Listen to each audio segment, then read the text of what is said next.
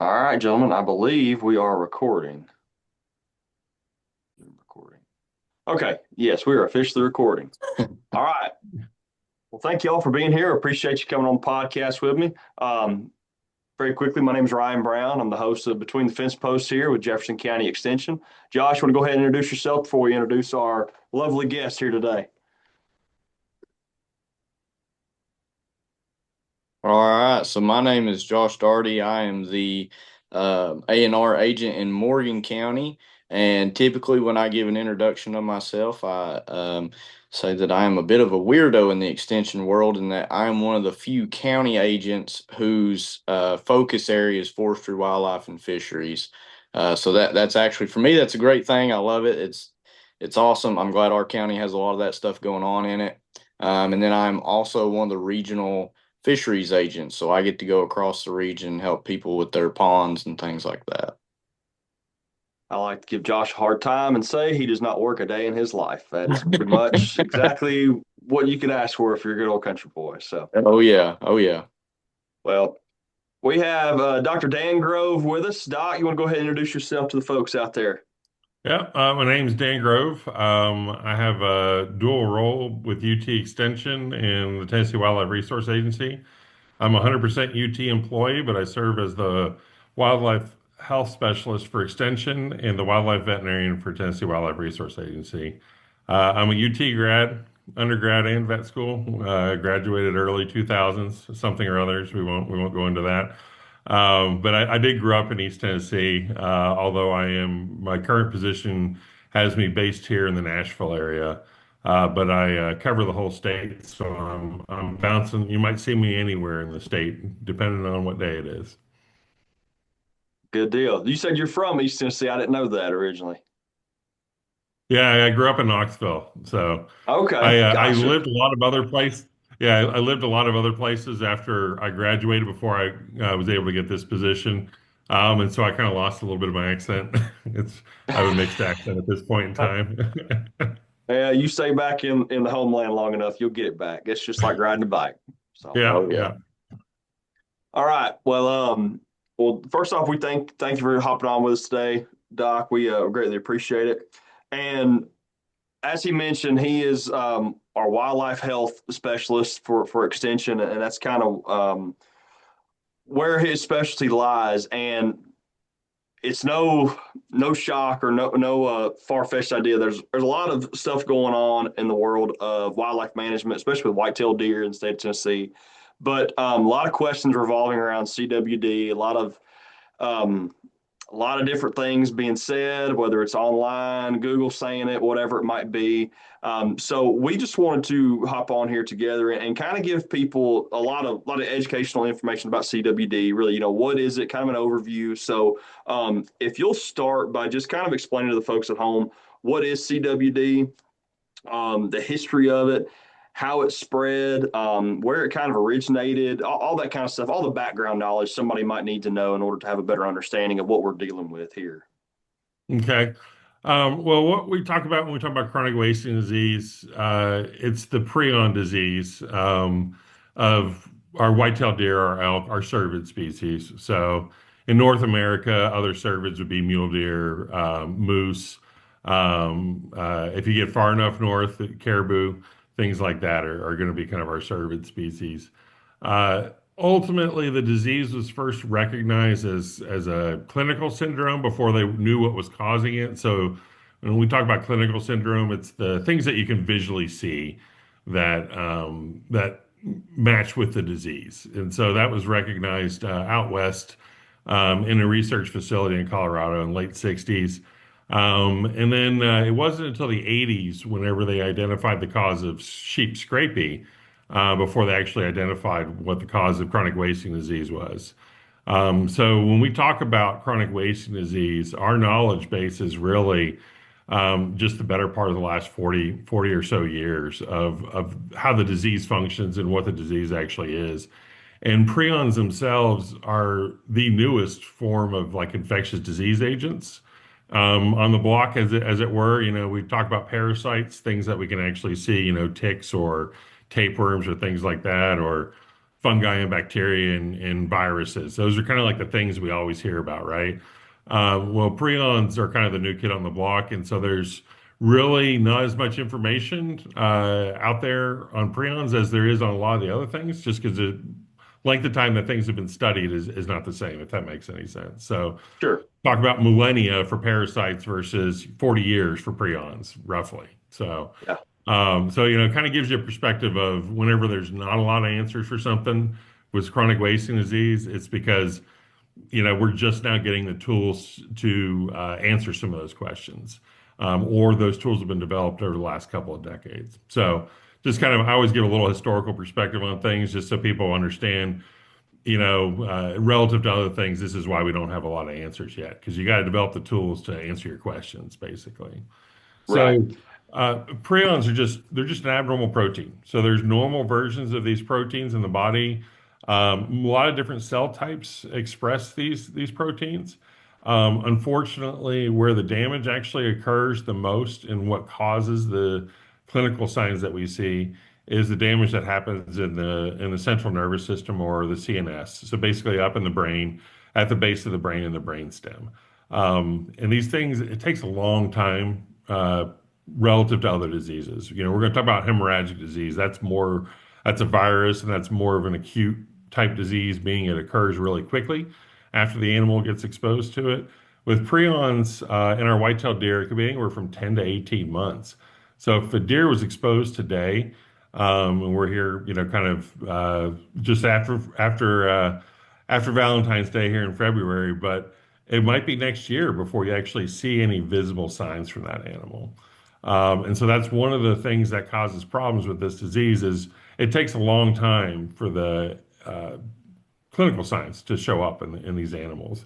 So they could be out there for a long time actually spreading the disease and look completely normal and act completely normal.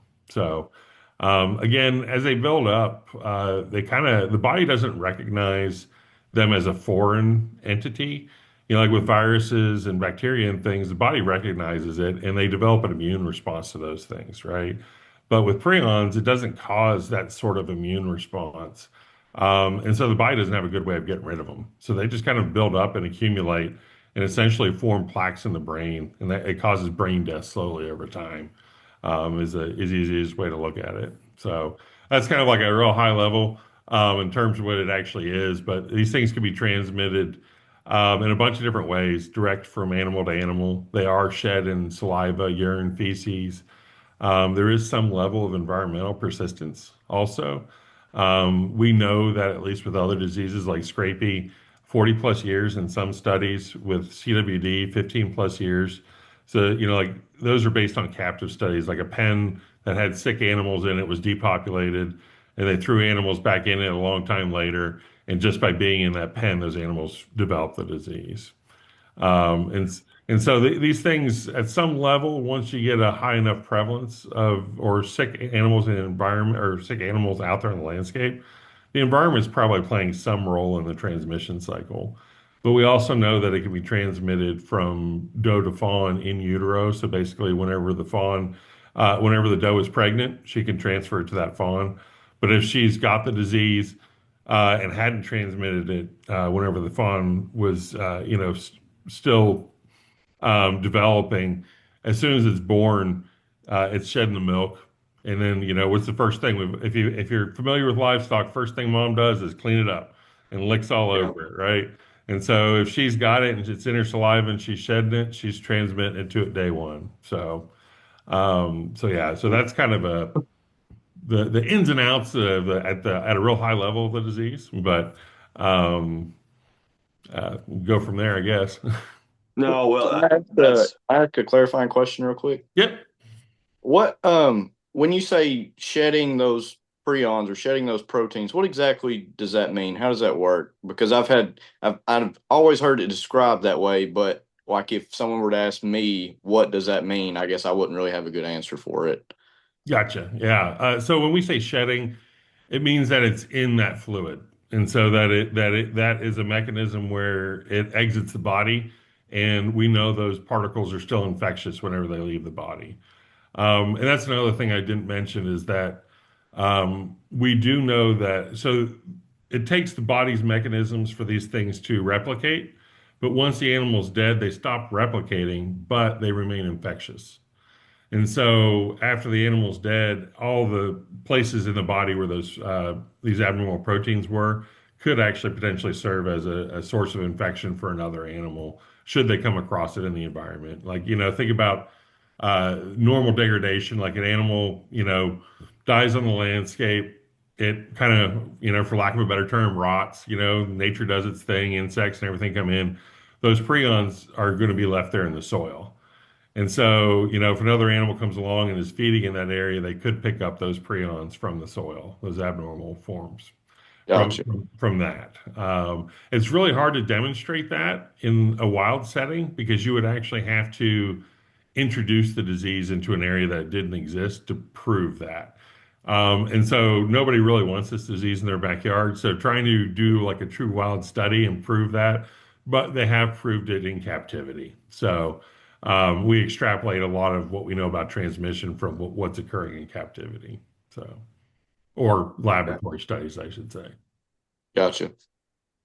Yikes. Well, I think I have more questions now than we originally started. So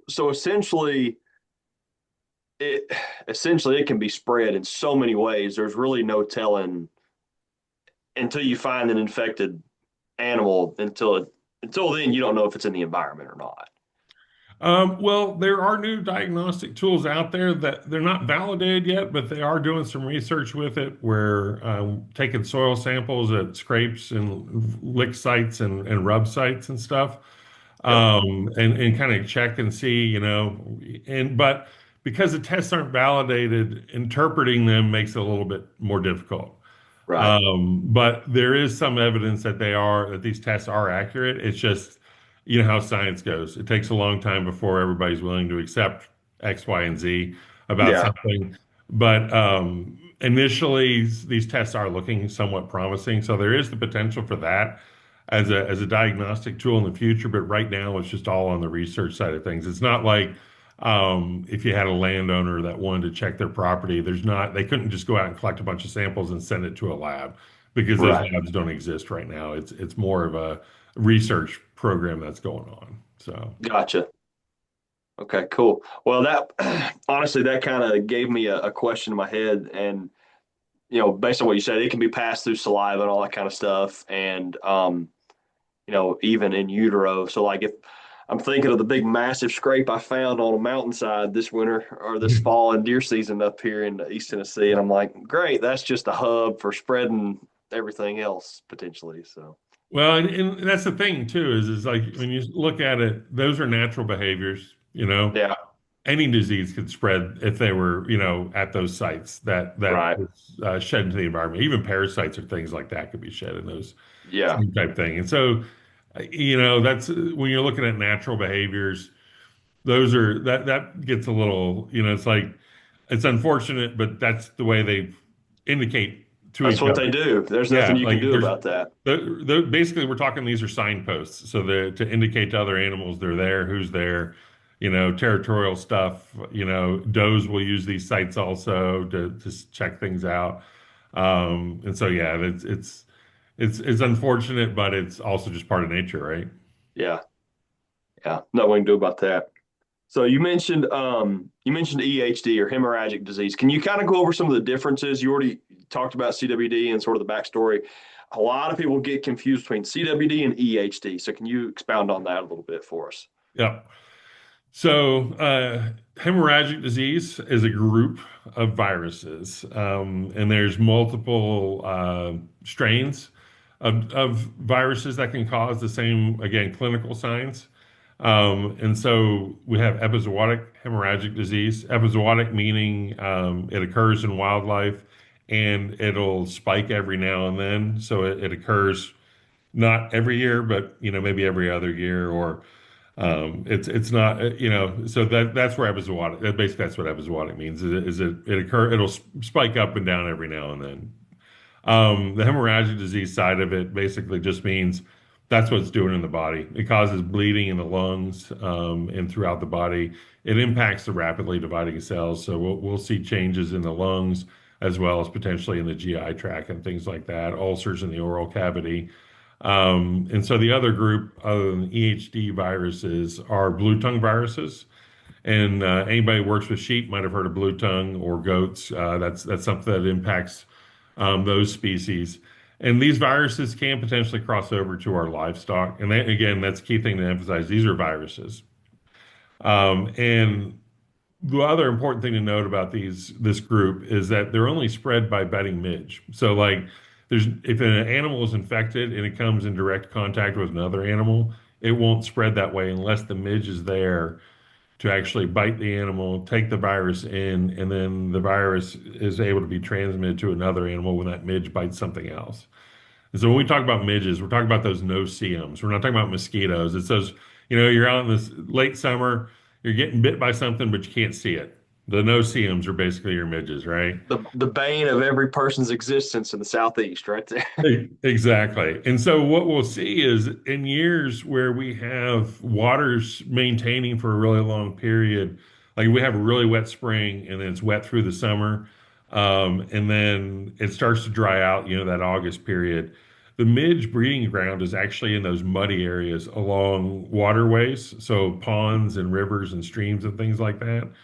And so if you have an animal that actually has the virus show up there and the midge is able to, feed off of those animals, they'll start the virus cycle.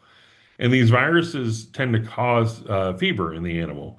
And so if you think about it, and I hate to anthropomorphize or humanize viruses too much, but it's kind of a smart life cycle because the animal runs a fever. So what do they do when they run a fever? They get thirsty, they get hot, they go to water. Where's the midge live? Near the water, right? And so it's kind of just how the virus has co-evolved with these species.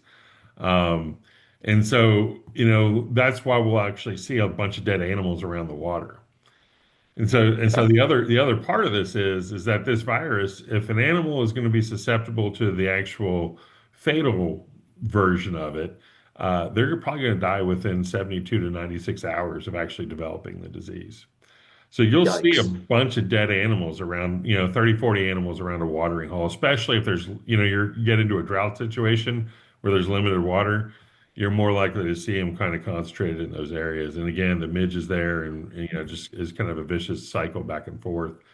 Um, and people, and so for a long time, it's kind of actually where it gets confusing with chronic wasting disease is people see hemorrhagic disease and you see a bunch of dead deer and you know that the population's been impacted at least for that season until the deer population can recover. But with chronic wasting disease, they can be infected at any point in time and it takes 10, 12, 18 months to potentially actually develop and die from the disease. And so they're dying at various time periods. And so until you have a bunch of animals with the disease dying throughout the year, you're not going to see the negative impacts of CWD. And that's where some confusion and things, misconceptions about CWD and its impacts come in. Because we're used to seeing hemorrhagic disease here in the South. And about every 4 to 7 years with hemorrhagic disease, we'll see a spike. And that's because the population develops an immunity, the ones that actually do survive. So if you were at a check station last fall in Middle Tennessee, we had a hemorrhagic disease outbreak here. We were looking at hoof lesions. That's one of the other things that we'll see after the fact is you'll see what we call a fever line or a really serious indentation in the hoof. And hooves grow about quarter inch, maybe a month. And so you can kind of gauge when that animal was exposed to the disease based on how far down the hoof it is. And this fall at check stations, and I can send you some photos of this, but we had animals sloughing their hooves. So, and that was as a result of being exposed to hemorrhagic disease and recovering from it. But, Wow. but those same animals, if they survive the winter, then after, sloughing their hoof and regrowing and everything else, they'll actually have antibodies. And if it's a doe, they'll pass those antibodies on. And the average age of our deer herd is about 3 to 4 years of age. So if you think about it, it takes about 3 to 4 years for those antibodies start cycling out of the population. And so we'll start seeing outbreaks every 4 to 7 years just as a result of just the way it's naturally Oh, occurred in our wildlife. interesting. Interesting. Well, I didn't know that about the hooves. That's next one I kill, I'm gonna have to look there. That's interesting.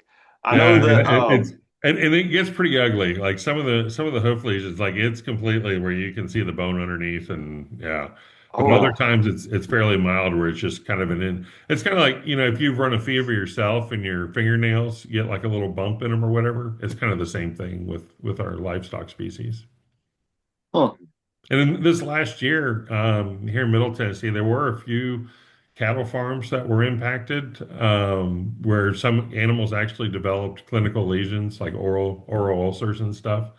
yeah. And that causes problems then because that's you guys have you heard of foot and mouth disease? Yep. It's one we don't have here in the U.S., but that is one of the signs. Hoof lesions and oral ulcers is one of the signs of foot and mouth disease. So on the domestic side of things, if it's intensive enough in the wildlife, then a lot of times it'll bleed over to our domestic animals. And it's not a lot, but one or two is all it takes to kind of raise everybody's eyebrows and lead to an investigation on what was the cause of the oral ulcers in this particular cow or something. So Yeah. You get one cow, it's like you get one cow keeled over. It's like, well, I want to know what happened. You get yeah, multiple, it's like, oh boy, here we go. yeah. And the thing is generally they don't actually die. The lesions make everybody panic Freak a little bit. out. Yeah, Yeah. until they figure out what the cause of the lesions were. So that is one of the benefits is that most of our domestic animals they don't necessarily, unless it's a really bad outbreak of a novel strain or something newly introduced or whatever. Most of our domestic animals don't seem to have too many terrible issues during the short term. Yes, but there's not you may see 30 dead animals on the wildlife side of things, 30 dead deer or whatever on a property. It might have one sick cow, but it Gotcha. doesn't actually die. So, Gotcha. Okay. You mentioned that obviously livestock can get EHD, right? yep, Um, correct. CWD is just limited to cervid species, correct? Yes. Okay. That we're aware of at this point. They've done the studies with most of our domestic species, where they've co-housed the animals with known sick cervids, mostly mule deer and whitetail deer, and some Okay. studies with elk too. But there is one concern, and there's mixed results on studies, and they're all kind of captivity related studies with pigs. And so there's one study that shows that a certain number of pigs, whenever fed or or given prions from cervid species via the oral route, some did actually develop disease. But again, these are all laboratory type settings, and it's never been seen in pigs free ranging on the landscape. Like if you have a backyard group of pigs in an area where there's CWD, it's never been confirmed in those animals. Right. And they did look at feral hogs in a couple of states. And at this point in time, it's not considered transmissible necessarily to them, but it did definitely raise some concerns whenever some of that initial work came down. So there's a couple of different publications out there on it. We aren't really sure what to make of it at this point in time, but I wouldn't rule it out, at least on the hog side of things. So at Okay. this point in time. I always That was my, urge caution though, because it's like yeah, that, we're working with again limited amount of knowledge when it comes down to it, and all the strains and we're just now learning there's different strains, and there can actually be different strains in the same animal of these abnormal prions. And all it takes is a couple of it because we're just talking about a protein, right? So you right. change the amino acids up, because that's all proteins are. Change a couple of amino acids around, and you have a different structure, and who knows what that does to the transmissibility across species lines. And this isn't it's not boogeyman stuff. I Yeah. don't say it for that. It's we're just learning these things, and so we're trying to figure out what it means.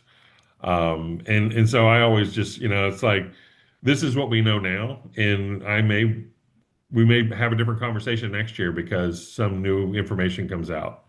And I just gave a lecture in the vet school on prion diseases, and I told them whenever I learned about this, prions were one slide, and now it's a whole hour-long lecture, and it's still not even enough time to cover what we know about it. So, Yeah. and I'm not terribly old. You're not that old. You're not that old. But, it's the same principle. It's like what you said at the beginning. We've been studying, or we've had knowledge and working knowledge of CWD only until back with the 1960s, actually working with it from the 80s. Is that right? Yeah. So you're talking a few decades worth of knowledge versus, hundreds of years of knowledge for bacteria, fungi, all that, and viruses, stuff like that. So Yeah. interesting. Exactly. And honestly, most of the serious work that's been done with CWD, because and it's more of a funding based thing, has been done since the early 2000s.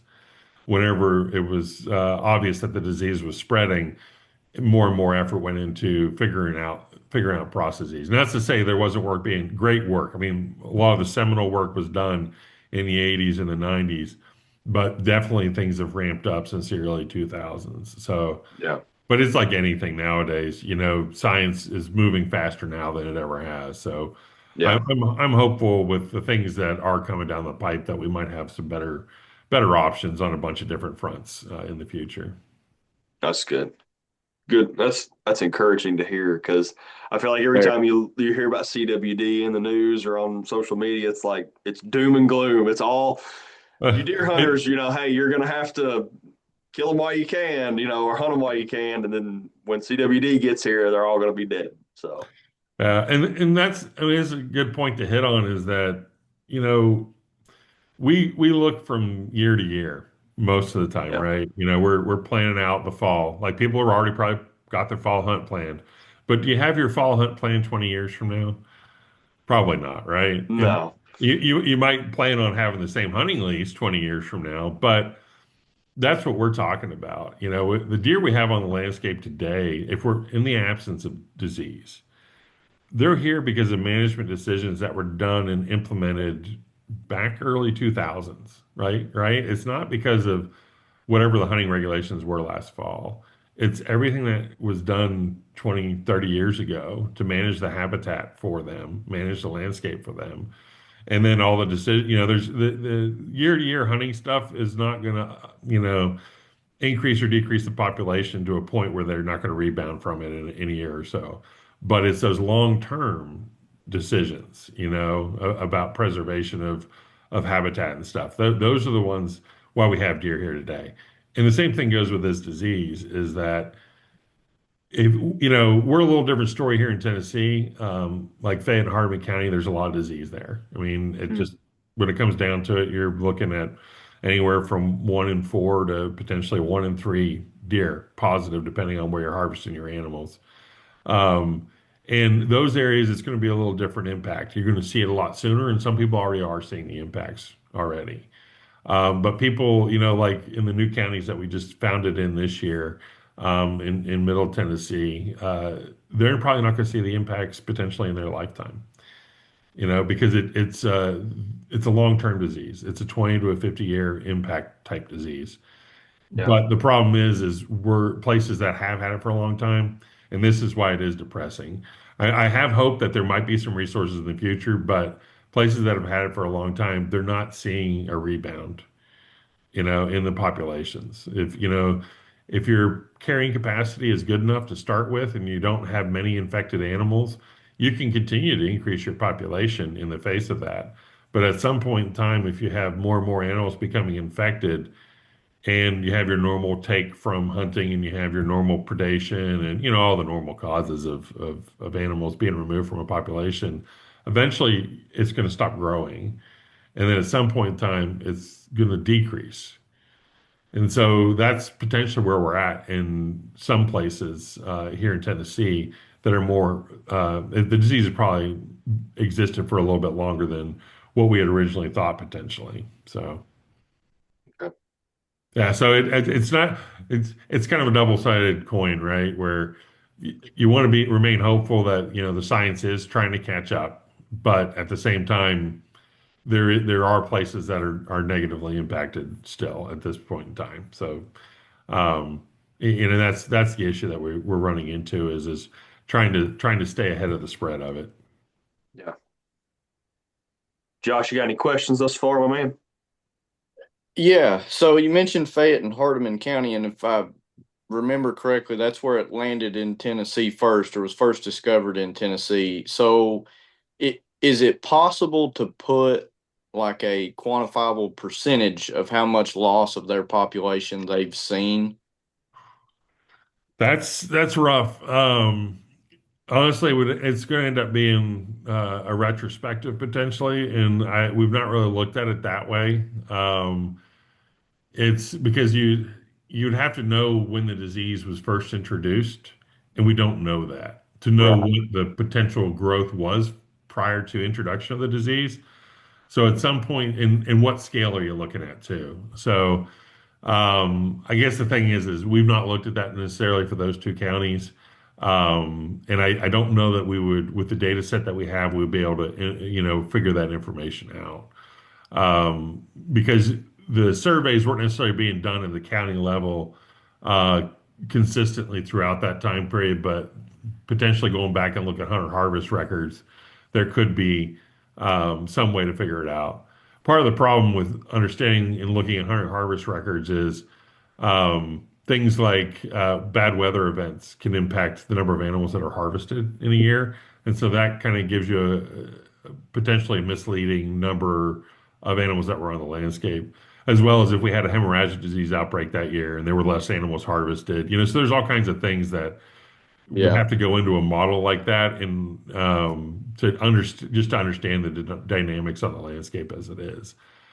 So it's seems like a obvious, easy answer, or just look at some numbers and crunch some numbers. But there's a lot of confounding things that just normal deer management we face, as well as the loss of hunters over time, because we have seen that there's been a decrease in most states are actually seeing that over the last 2 decades. There's been a decrease in the number of hunters that are out there on the landscape. And we're not necessarily seeing those numbers come back either, despite a lot of efforts to try and recruit and retain people into hunting. So I don't know if Do you, that was a good answer for you, but that's what we got. no, it was. Yeah. But another question though, kind of playing off of what you just said, do you feel like those hunter numbers dwindling or reducing, do you feel like there's any correlation between that and CWD? Do you think maybe people are hearing about that and they get kind of discouraged or overwhelmed and think, God, because like Ryan said earlier, there's a lot of doom and gloom. Do you think that's kind of playing into people either getting out of hunting or just not getting into it in the first place? Yeah, I mean, we've done a lot of social human dimensions type surveys in every state. At some level, there is some, and it's hard to say. It's not 100% of the reason why people are stopping hunting. But in an area where the disease does exist and it is at a high level, I'm not going to say no, it has no impact. But what is that impact? It's going to be higher or lower depending on what people's values are. And Yeah. I guess the people it probably impacts the most are the people that are coming in from outside that might want to hunt in an area. Like if it's your family property, you're more likely to continue to hunt it. But there are people, anecdotally, I've talked with a lot of folks as I'm traveling across the landscape and across the countryside, and they're like, yeah, it just doesn't seem worth it if I'm not supposed to eat the meat from the animal. It doesn't seem worth it to go out and harvest the animal and go through that whole rigmarole just to have it come back as positive. And so even if they're hunting on their own property, some folks are deciding, well, this isn't a good investment of my time. I've got other things that I could be doing. But it also goes when you look at where we were maybe 50, 60 years ago with our deer populations, there weren't nearly as many deer. And there were still people subsistence hunting. It was how they fed their family. And as we shift away from that, and where it's become more of a sport than it is anything else, it's a leisure activity more so than a necessity for a lot of folks, actually for the majority of folks. That's where it starts to impact things more. Is well, this is just one more thing. And it's one more impediment to going out, other than just access to property, because that's another issue that we're facing too, is access to lands to actually go and hunt on at this point in time. So I think, yes, at some level there is an impact, and we have tried to gauge that. But I think that it's a shifting mark depending on where you're at and what the level of the disease is. So, That makes sense. One more reason not to get out of bed at 4:30 in the morning, ain't there? Yeah. well, we've actually seen there's a decrease. Like if opening weekend is on like a UT home game or something, you don't see as many people out hunting. Like there's weird things like that, like sociologically that are occurring that will, depending on when opening weekends fall and how good like the home team's doing that season, you may or may not see people go out, or if it's bad weather, or if it's just you keep adding all these things to it, and CWD isn't helping much. So. Yeah, I have a complaint to file with whoever does the scheduling for UT football because opening day of rifle season has been home game for like the last 4 years, and I have a bone to pick with somebody about that. So, and now it's LSU this year, and I'm like, man, Lane Kiffin coming back to town. Oh, buddy. I guess we'll have to. Guess what? I need to get one down early this fall. Is what I'm telling myself. Got to get out during archery season. I know. Well, the crock of all of it. The best weekend to bow hunt our farms is third Saturday in October. So I'm like, Oh. I really don't know what to do. So anyway, Get out early. um, Get out early. You can still make it yeah, back. yeah, just stick one early and be done with it. Velvet hunt. I'll just go sweat in August. Ain't that right, Josh? That's right. Gotta love that August hunt. Way too many snakes out there for me. Um, wow, talk about a sidebar. So we talked about other species, or you mentioned other species that can be impacted by like EHD. You say cattle, sheep, anything else that can be impacted by CWD or EHD that like an ag producer might need to be concerned about? Well, goats potentially. Blue tongue can impact goats. Believe it or not, there are reports in the literature of bison. I know there are folks out there that have bison. So any of our ruminant species can potentially be impacted. It's just the level at which they might be impacted is going to vary, Okay, depending on which virus is circulating, because we'll have both blue tongue viruses and EHD viruses circulating and out there. And so occasionally there are novel ones that get introduced. And unfortunately, that's actually a crossover event from domestic livestock into wildlife. okay, A few years back, there was a blue tongue that came out of the Middle East. And that was linked to movement of domestic animals, across the ocean kind of thing. So, gotcha. and so yeah, it's gonna be variable based on the virus that's actually circulating at that point in time. But any ruminants, um, off the top of my head, I can't think of any reports of llamas or alpacas or things like that. But they potentially are susceptible just because they're closely enough related. Okay, okay, good deal. Um, well, I'm not sure which question to ask here going forward. I guess while it's on my mind before I forget it, you mentioned at the very beginning that CWD can be passed in utero from mama to a fetus or a fawn that has been born yet, right? Or Correct. developing in her womb.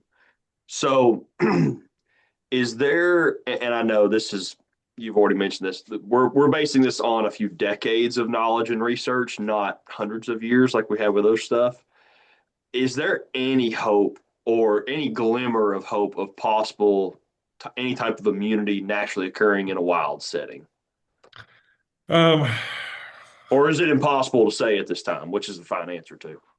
yeah. So in terms of, the key thing is when you talk about immunity, you're talking about exposed to the disease and you don't get it.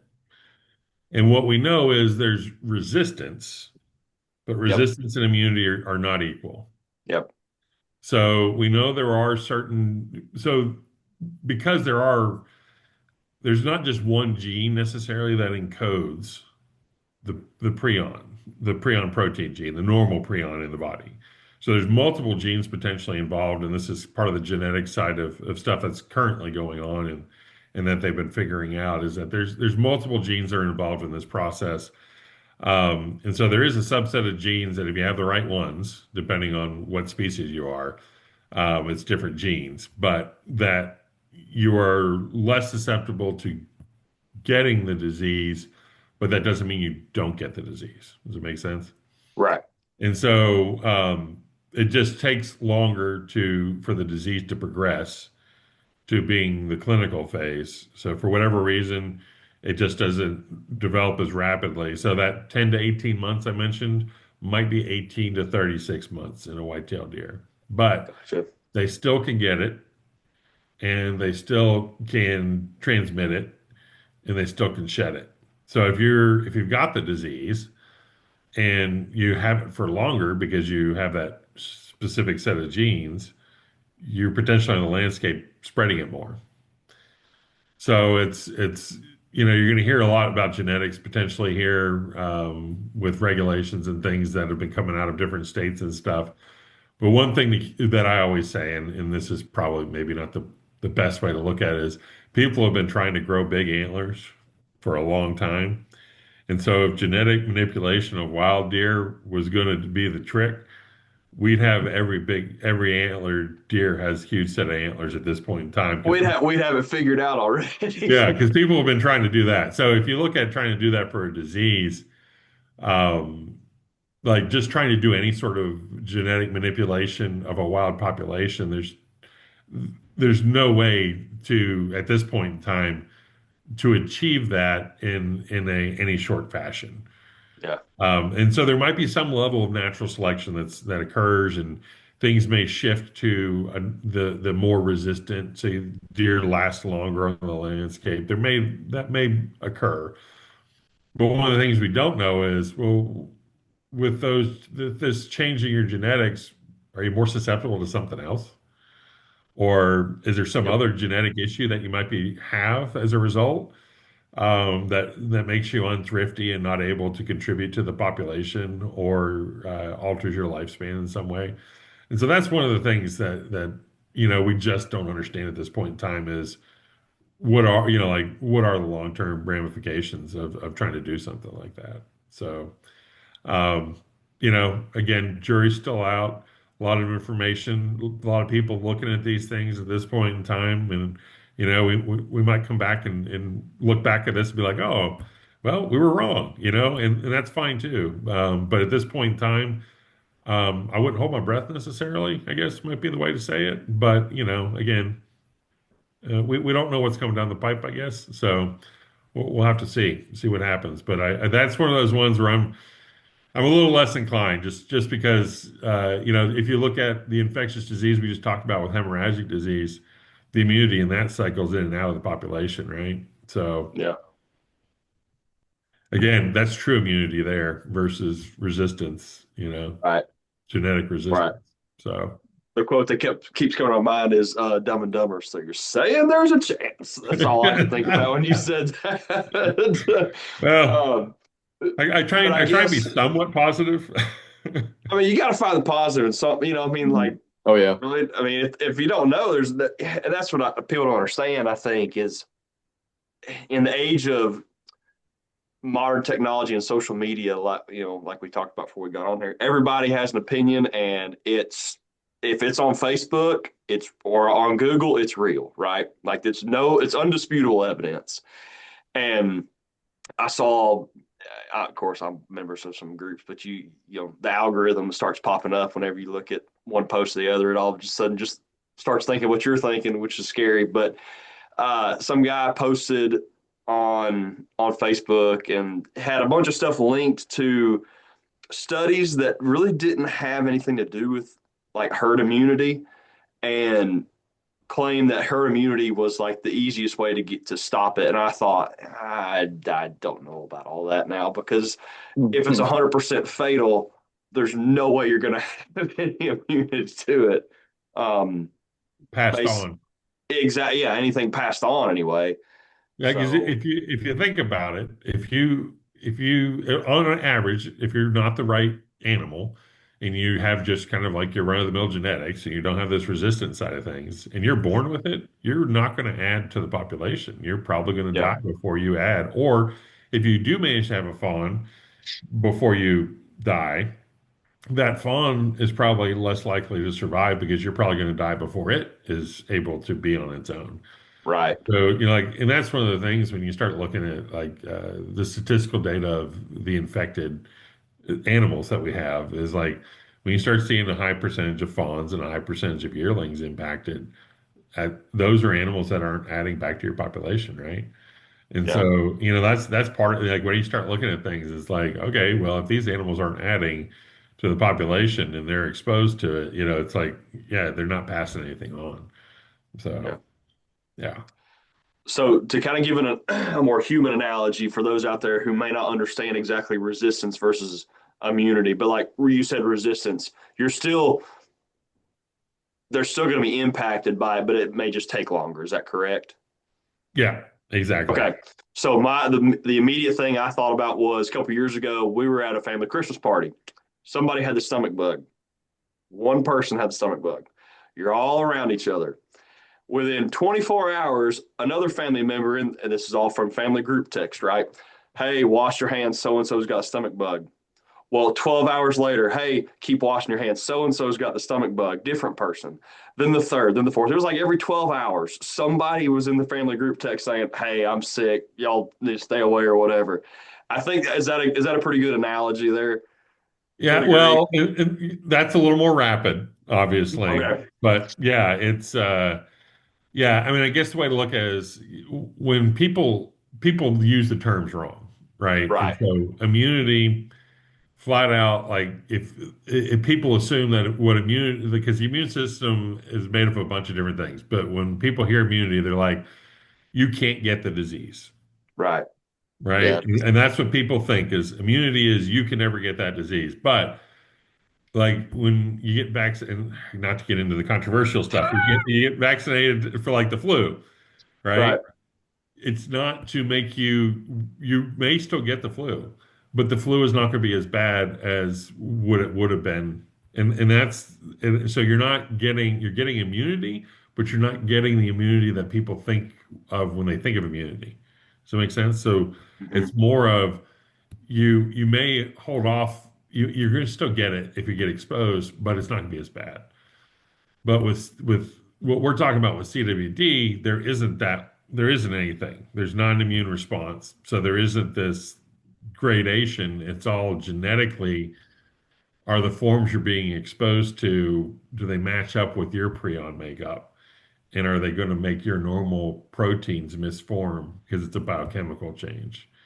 Gotcha. And so it's more and so it's a weird concept because really when you look at it, you're talking about a non-living organism because it's just an abnormal protein, and we think of everything as living, and even viruses aren't living. A lot of people Mhm. don't realize that. When we, like fungi, parasites, and bacteria, those are living organisms, but viruses aren't. And that's why prions kind of get lumped in with viruses at times, is because they're not living organisms, but they can cause huge impacts on animals. But viruses have things that can lead your immune system to recognize them because they aren't part of your body. But Gotcha. these Okay. proteins, Yeah. these proteins are part of your body. And so there's not like immunity in the sense that, you know, your body is not developing an immune response to these things because they're smaller than what your immune system can recognize. And they actually, if they were big enough, your body probably wouldn't recognize them as abnormal because hey, it's just a different form of what I'm supposed to make, right? And so normally what happens, not to get into the ins and outs of the biochemistry of all of it, but like if your body makes an abnormally shaped protein in the normal cycle of things, there's a checks and balances system where your body just starts breaking it down right away as it's coming off the assembly line and breaks it back down and sends it back through. But with these things, it's actually causing something that's already made to be misshaped. And so there's not even the normal processes to break these things down. So it doesn't really cause a lot of inflammation. Like when you get sick, like what you were talking about with the stomach bug, it's not the actual bug, it's your immune system's response to the bug that causes you to actually get sick. Yeah. Trying to get rid of it. Yeah. Yeah, exactly. And so these things, they work completely different. And so Mm. it's more of just an accumulation that stops the normal transmission cycle between communication between cells whenever they build up a lot because the body doesn't know what to do with them, so they just kind of build up where they are. And that's usually what leads to the damage. So if you conceptually like and we've gone on a huge side tangent here, but conceptually, the concept of immunity and resistance and stuff as what we think of with viruses and bacteria and everything else is not quite, it doesn't quite fit the model of what prions are in a way. And so and it goes back to what I mentioned about strains earlier too, is that, okay, so you may be resistant to this particular variant of the prion, but you may not be resistant to this other one. Because as we're learning more and more about strains or variants or whatever the term of the day is that they're using, um, like there's the potential that you may only be resistant to the ones that are circulating in your area, but not from another area. So you might get introduced to ones, or new ones may arise eventually. And that's actually what happened in sheep. They actually did through intensive breeding get rid of scrapie, and essentially to simplify it was if you had clinical signs you got removed. If you didn't have clinical signs they kept you. And through intensive breeding they were able to get rid of scrapie. Well, a new form of it arose as a long-term. It's an atypical form of it. So there is a new form of sheep scrapie out there. And granted, the transmission cycle is different than what normal scrapie is, but that also is a potential end game for if you do genetic manipulation is something new may arise as a result. Yeah. So, let alone because of the persistence of the environment, like like I mentioned, there could be variants that animals aren't resistant to. Yeah. So, and we just don't know. Like, and these are all hypotheticals, right? Right. Right. And these are the kind of things that it's like you have to think of it holistically as to I don't think with any wildlife disease, there's not especially when there's a genetic component, potentially, there's not going to be one single solution. It's No. going to be multiple solutions applied at different levels if there is a solution at the end of Okay. all. And Okay. that kind of goes for any of our um, diseases that we deal with in wildlife. The honestly, like we talked about hemorrhagic disease, we don't even have a way, like you could potentially treat, like if you had cattle affected, you could treat your local waterways potentially. But, the mids can be blown, up to 12 to 20 miles away and start the cycle again, right? Right. But ultimately, what helps us is nature. We get a first hard freeze, kills those midge off, and you break that hemorrhagic disease cycle, right? Yeah. And so like those are the things that we don't have techniques like that. Obviously, that's not our technique; that's nature's technique to stop this cycle at this point in time. So, Sounds good. Well, at least, well, I don't know. I'm glad it's not as rapid as a stomach bug analogy, but I'm kind of sad it's not because based on what you said earlier, it's like, man, I'm thinking about it more now. I thought, man, I'd almost rather have EHD than CWD because it's more like a slow drip versus, and you don't see it like you mentioned. You don't see CWD and the impacts immediately. It's a slow burn over time versus EHD. Anybody and their mama can drive down the road and see we got like dozens of deer dead and it's dry. Well, it's more than likely an EHD outbreak of some sort. So, yeah, and they recover. The populations recover. I mean, right, granted, maybe not in the time from season to season, but within a couple of years, 3 years, the populations will recover right, in the right, absence of something else. right. Yeah, I guess that goes back to carrying capacity and some other aspects of what resources are available and kind of hitting the reset button a little bit to a degree. But you sent some slides to me, Josh. You have any questions for Doc there before we go to the slides he sent me? I do have one real quick, or well, may be quick, it may not. I don't All right, know. I'm not as quick on my answers as I should be, maybe. So, you mentioned that those proteins will shed and be in the environment. Do we have any? I think earlier you said they can be present for up to 15 years. or more, do we have any way of removing them from the environment? Is that even feasible? Yeah. So the one thing we did, and I didn't mention earlier, the two ways we know how to get to render them no longer infectious, right? Again, because the protein, you're talking about denaturing protein, so breaking that protein apart. So it's no longer the shape that can cause the malformation in the animal. Does that make sense? Yeah, So when we talk about denaturing, we're talking about breaking it apart to where it's no longer impacting and can't cause negative impacts to an animal. Two things that we know of that can actually do that is chemical means, and that's usually something like a high concentration of bleach, meaning 40% bleach. So like your over-the-counter like Clorox sprays and things, those are 2%. So you're talking about 40% dilution or higher. You're They'll talking kill about anything in sight, just yeah, about. yeah, but like if you're looking at that, whenever you use any sort of a chemical means, as soon as most of our chemical things like that come into contact with soil or any sort of organic matter, it becomes inactivated. Yeah. So like trying and can you imagine like if you if you were to put that on a pasture, right? You're nuking that pasture for how long? yeah, Right, like just Long, to get long rid. time. Yeah, and so we try and look at landscape scale, like right now, and I haven't done the math on with the new counties that are added, but like when we first started, we were like maybe 4,000 square miles that we knew the disease was spread out over. It's a lot more than that now. It's like where do you start, right? And so that, but one of the other mechanisms, so sunlight doesn't break these things down. Radiation doesn't alter them. Freezing doesn't alter them. So like our normal mechanisms, drying out, things like that actually destroy a lot of our other pathogens. It doesn't do it.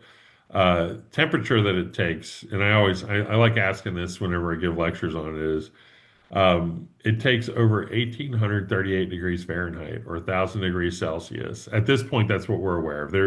There's some wow, work being done where it may be a little bit of a lower temperature, but that we know inactivates everything that's present in a sample kind of deal at this point. And again, there might be a lower level where you can get like 80%, but um, keeping that in mind, do you know what the hottest forest fire on record ever was?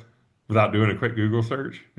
I bet it's not 1,800 degrees. No, it I was would second that. yeah, the one I was able to find, and this was with high winds and everything, was in Russia, and I think they recorded it like over between 1,400 and 1,500 degrees Fahrenheit.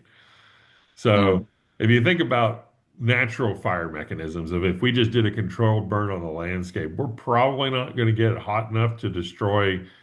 We might destroy some on the surface, but like deeper yeah, down if there's some, And so there is some Yeah. work being done with fire right now that is showing some promise.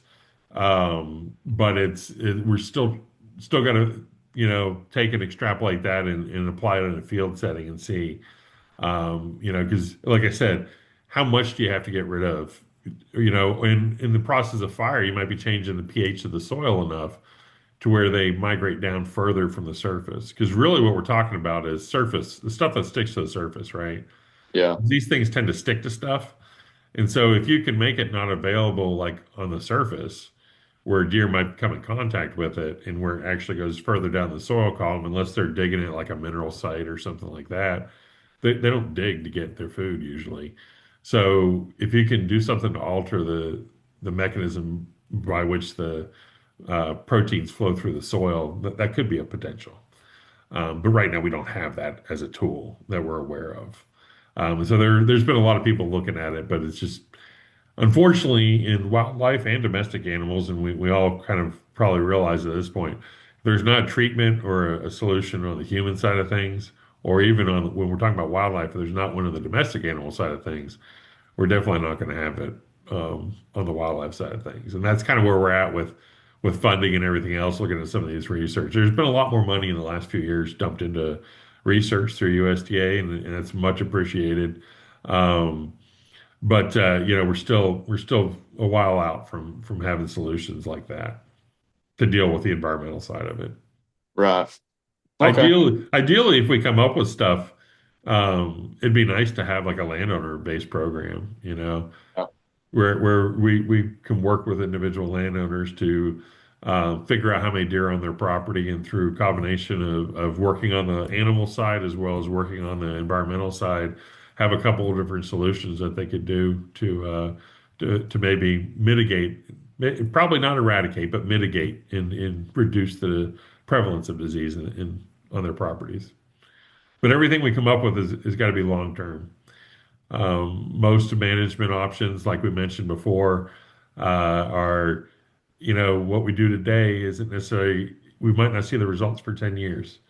And so that's the same way it goes with the research with this disease is, if you just look at live animal models, well, if it takes 10 to 18 months to develop the disease, then that's a minimum of 10 to 18 months to research that animal and then, do all the work associated with it. So it takes like 2 to 5 years to do just a live animal study, looking at how the disease impacts the actual animals. And so if you think about an environmental side of that, how many years would that potentially take, right?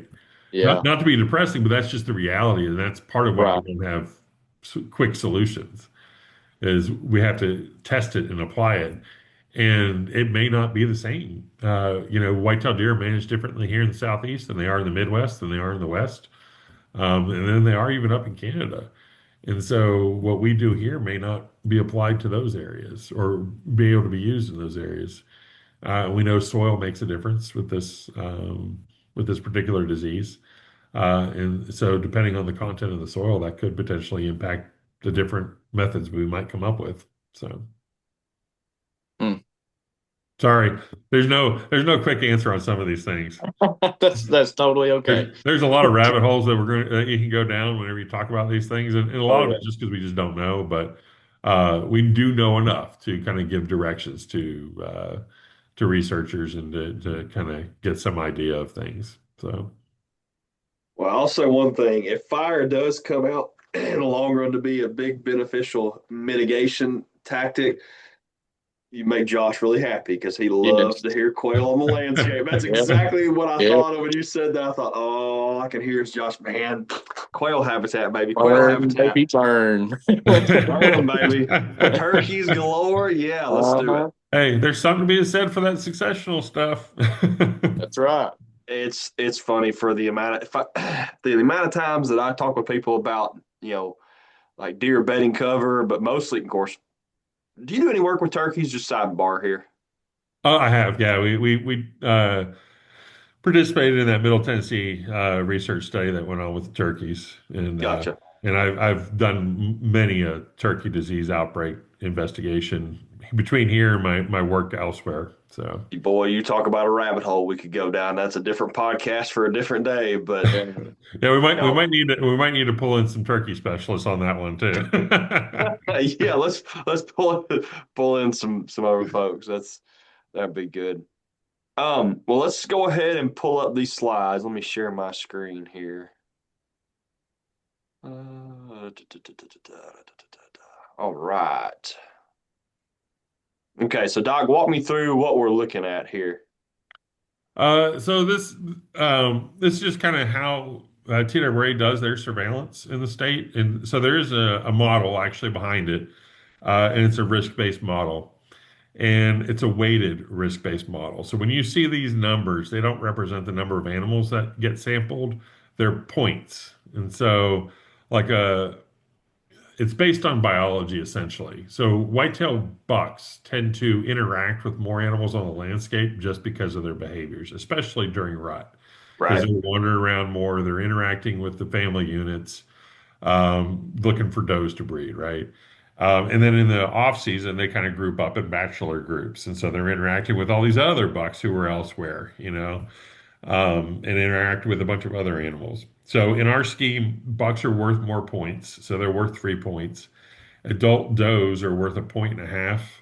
Yearling bucks are worth a point and a half. And originally, fawns weren't worth anything. We're areas where we have the disease, we give fawns a half point in our surveillance scheme. So essentially, any combination of those age and sex classes can get us these points. So if you wanted to limit the number of samples you needed to take, then you could just take all adult bucks because you get three points per buck. But it's all based on biology and epidemiology of understanding the disease. Now, when we say that, it might confuse folks. All are equally susceptible, regardless of section, age, class, minus what we talked about earlier with the resistance stuff. Doesn't matter how old you are, how young you are. You are, if you're susceptible, you're going to get it. It's just your behaviors make you.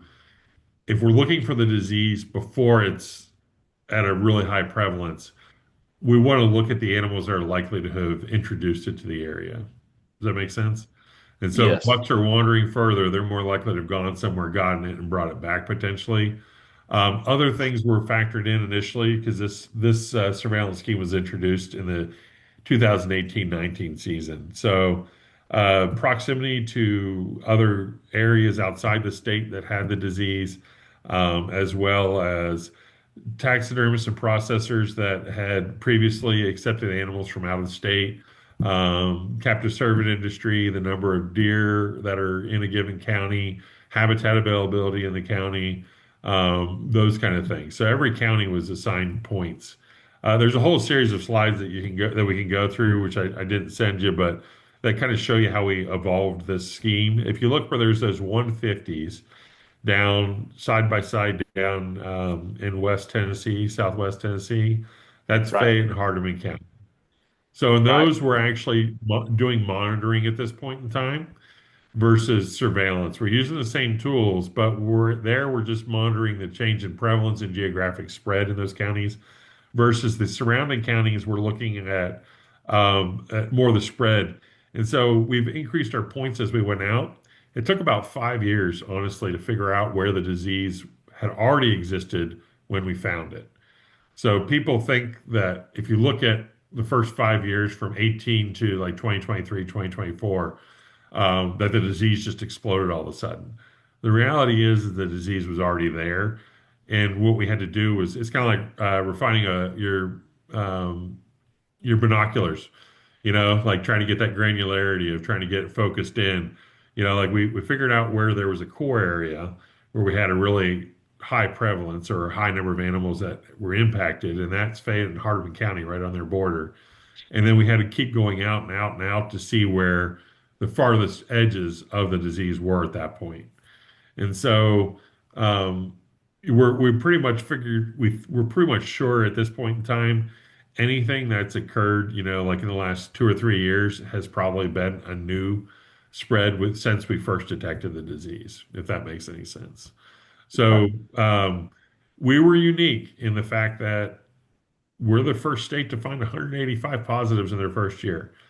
Most states might find, Arkansas found a bunch, but they didn't find nearly that many. Most states will find one or two positives, and it's not spread out already over, thousands of square miles. That was not the case for us. So it took us a while to kind of figure out. And each year we had to keep going out further and further to figure out, all right, well, we haven't detected it here. We've done 3 years of surveillance. We haven't detected it here. We're pretty sure if it is here, it's below our detection limit. So that's kind of what's going on here. The darker red areas are where there's more intensive surveillance going because of risk. And the further you get out from there, there's less and less risk. So, Gotcha. So, quick question before we move on to the next slide. I look at, if y'all can see my cursor right up here, that is Claiborne County, correct? mhm. That is So, correct.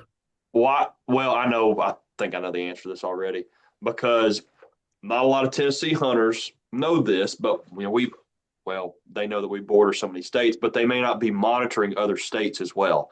But I know right up in this neck of the woods because my family farm is in Clay County, um, and so I was kind of doing some research about Kentucky's CWD monitoring program. Well, one of the counties right up in that ballpark, it's like one or two counties up from the state line. They had a positive case there. I think it was on Deer Farm. No, I can't remember if it was in a deer farm or a wild occurrence. But regardless, all those surrounding counties are on surveillance and kind of on watch now. Is that why Claiborne is a little bit higher risk there potentially? Well, if you look at There's the risk from Kentucky, and there was both this year they had a wild detection, and in previous year they had a captive detection Okay. over towards the east. They have a high elk population there also, and so their elk tend to Uh, move more. But if you look in Virginia, there's mhm. positives in Virginia that are about 30 to 40 miles from kind of like those border counties. That And was my so if next you combine question. in the number of deer that we have in those areas, as well as those kind of factors, as well as if you get further to the east over towards Johnson City, there's the positives in North Carolina are within 30 or 40 miles. And so, Gotcha. so basically we've increased the surveillance along that border because of the little cluster that's kind of outside of that area. Gotcha. Okay.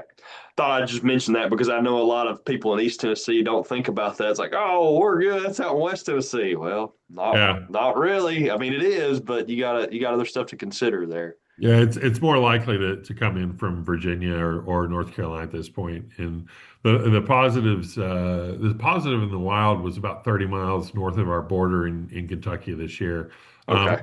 kind of like directly north of Big South Fork. If you Yeah. Yeah. Okay. Good deal. All right. What's this one talking so about here? this basically is just the total number of animals that surveillance has occurred in, and it kind of gives you kind of get an idea of the history of surveillance in the state by looking at this. 2002 to 2004. So in 2001 was the first time CWD was discovered east of the Mississippi River up in Wisconsin. And so a lot of money was, at that point in time, it was the furthest away from any known wild positives that had been found. And so money was made available to all the states in the country to do enhanced surveillance because everybody was kind of like, oh, well, we might have it. Just because everyone thought, well, we're not border state of a state that has it. So there was a lot of this kind of graph matches a lot of the southeastern states when you think about it. But so after the money went away, we didn't find any positives. It was mostly targeted removal and hunter harvest stuff trickling in over the next few years. But in Arkansas, when they found it in 2015, 2016 time period, that made everybody reevaluate their CWD surveillance again in the southeast. And so we did a capacity assessment to see, well, how many samples could we actually get if we ramp things up? And then the risk assessment was done it took about 2 years to do the risk assessment, that model that we just looked at. It took about 2 years working with Cornell Wildlife Health Lab to do that. And I say we, this was done before I got here. I use we in the loose terms, but this was stuff that Teeter Bray had done prior to me getting here.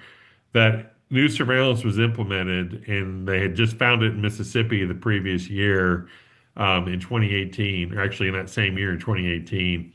And if you look at where it says Tennessee detected CWD, about 3,000 of those samples were prior to the detection, and then we ramped up surveillance once we found it in the specific area where we found it. So we ended up with an additional 2,000 by extending the season and whatnot.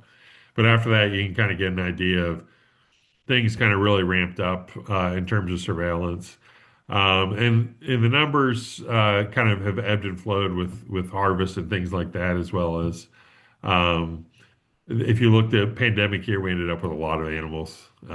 People were worried about biosecurity or food security and stuff, so we ended up with a lot of animals that year. So Yeah. basically, just gives you an idea of the effort that goes into it.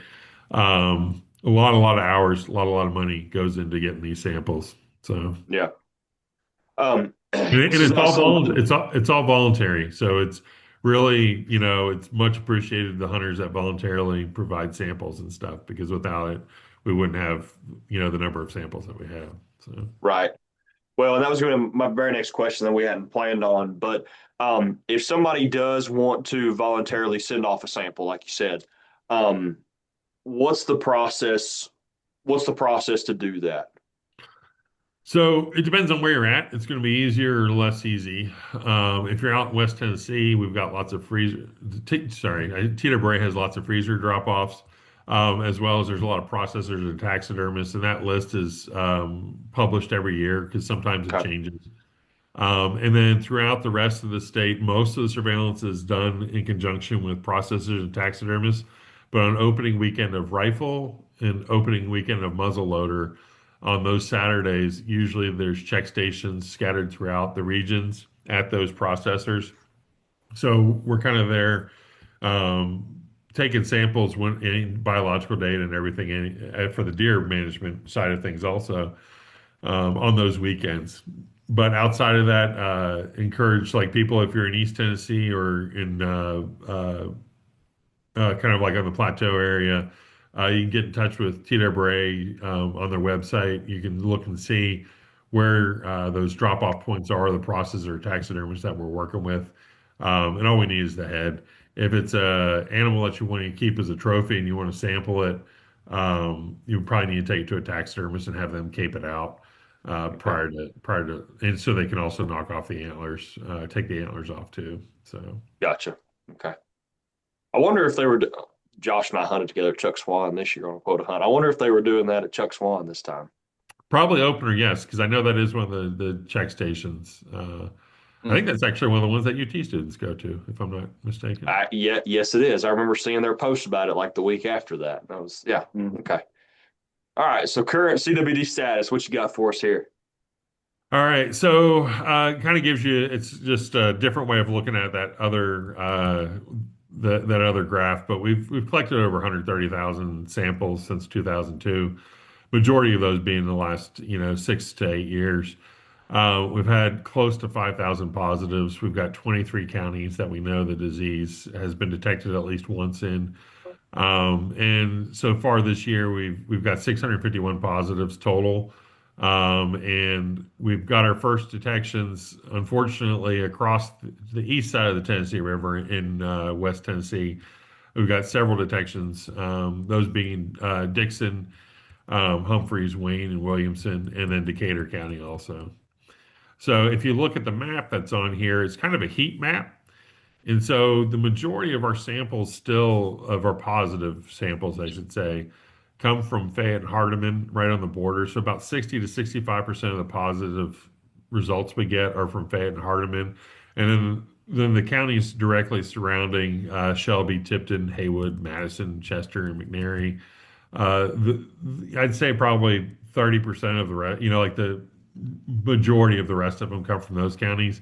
And then we'll have some one-offs in some of the other counties. So, Okay. in the little kind of like light blue circles, those are areas that are kind of a 3 mile buffer around previous detections.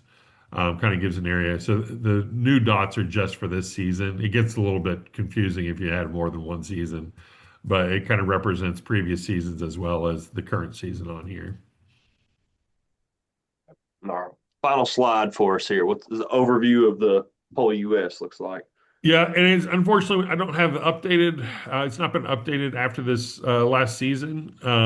There's been a lot of expansion this year in multiple states, but it kind of gives you an idea. We're not the only ones fighting the problem.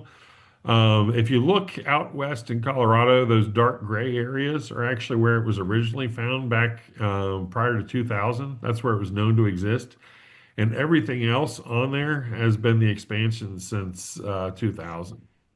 And so there's been natural expansion as well as most likely man-assisted expansion in one form or another. Can never say whether it was basically, I always say it was on the back of a truck one way or the other, whether it was through movement of a carcass or movement of a live animal, we'll never know. But we do know that it's spread out. Some people say, well, it's always been there. And it's based on what we know now, the epidemiology behind it looks like a point source introduction out in the western states with natural and artificial movement of the disease across the landscape. And so if it had already existed there prior to that, we would see it everywhere. And with the surveillance that's gone on in most states at this point in time, it wouldn't just be in isolated areas. You'd see it at some level everywhere, kind of like with hemorrhagic disease. You may not, you may find more of it in one area, but generally, if it's in an area, you find it kind of everywhere over time. So, Okay. Yikes. Well, dang. So humans screwed it up once again, right? uh, I'm not going to say that. Just kidding. Just kidding. Well, I mean, you're right though, and I guess that's why they call it a lot of people refer to it as the deer zombie disease. I mean, because you don't know if they've got it, and they could be walking with it and be perfectly fine, and then like you said, 18 months later, they start showing symptoms and eventually end up dying. So, Yeah, and honestly, I don't like the term zombie deer disease. It came oh, that, and that's just me, because it came out like right around the time when The Walking Dead first came out. That's when you first started seeing people call it that. So it's a cultural reference more than anything, because it was the easiest way to explain what the deer looked like to people. So, and we didn't do that. gotcha. That was actually popular press and social media picked up on that and ran with it. So that's not Oh, that's something on the scientific side of things we don't necessarily call it that. gotcha. For all of our non-scientific folks out there, I guess that's an easy way for them to understand, but they don't actually look like that when they're walking. So, Yeah, because okay. they're not running around trying to bite you. They don't run around No, no, trying to that eat that you. would be that'd be kind of weird. That would be Yeah. very strange. Well, Josh, you got any more questions for Doc before we let him go? One more. Um, so I need you to put yourself in a county agent's shoes for just a second and think about the unfortunate number of people who have decided whether they've come to this conclusion on their own or they have been influenced in this direction that CWD is fake and it's a scam to get money. What do you tell those people? Well, the money side of it's easy. We don't actually get money for CWD. We end up spending more money than we have for CWD on CWD. It also is a time sink for people. There's a lot of people that work on CWD, like check stations and whatnot, that it's not their primary job duties. So a lot of folks get pulled away from their primary job duties of everything from fish use to law enforcement to uh, biodiversity folks and whatnot to help out with this one disease issue.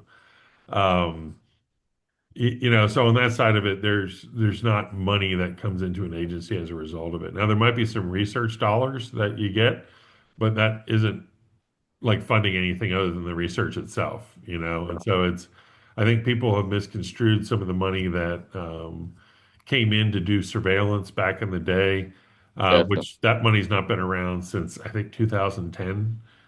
There was some money from USDA to do surveillance, but all the money went back in to do CWD surveillance. And if anything, it doesn't make sense to try and have a disease that would deter hunters from hunting and force people out of hunting whenever hunters are our main constituents. So like it doesn't. I've never understood where those kind of. I mean, I can understand why people might think that, but I've never understood where that actually logically would make sense to for that because we're about preserving the natural resource. So yeah, and unfortunately with this disease, what we're seeing is that yeah, it is eventually going to lead to population declines. The problem is it might not be the folks that we're talking to today. It might be their children or their grandchildren whenever we actually are seeing those, and we just don't see deer on the landscape. I think people forget that at the turn of the 1900s, we had less than one deer per county in the state of Tennessee. And it was through conservation efforts all the way through the 1900s. I mean, even the 40s and 50s with movement efforts, bringing animals in to try and bolster our populations. And there wasn't doe harvest allowed until like late 90s, early 2000s, and there's still not doe harvest allowed in some areas. But when you stop and look at just the way things were managed, there's been a lot of work to try and get our deer here. We, Yeah. we wouldn't intentionally want something to be here to get rid of them. It's kind of counterintuitive on that side of things. So, but the diseases, I mean, I've been dealing with it um, on the research side of things as well as actual management side of things for the better part of 20 years now. And all I've done is watch the disease kind of march its way across the landscape in multiple states. I was in the Midwest for 10 years up in North Dakota. We found it there while I was there, and then just corresponding with all of our folks in other states. It's a long, hard battle that we've all been fighting in, not making much headway on it, unfortunately. And so, it's like, how can you prove to somebody that something's real? Talk to the folks in Fayette and Hardeman County. That's what I would say. Talk to the county, for county agents, they can talk to the folks and reach out to those folks out there, and those are the folks that are feeling it here in Tennessee.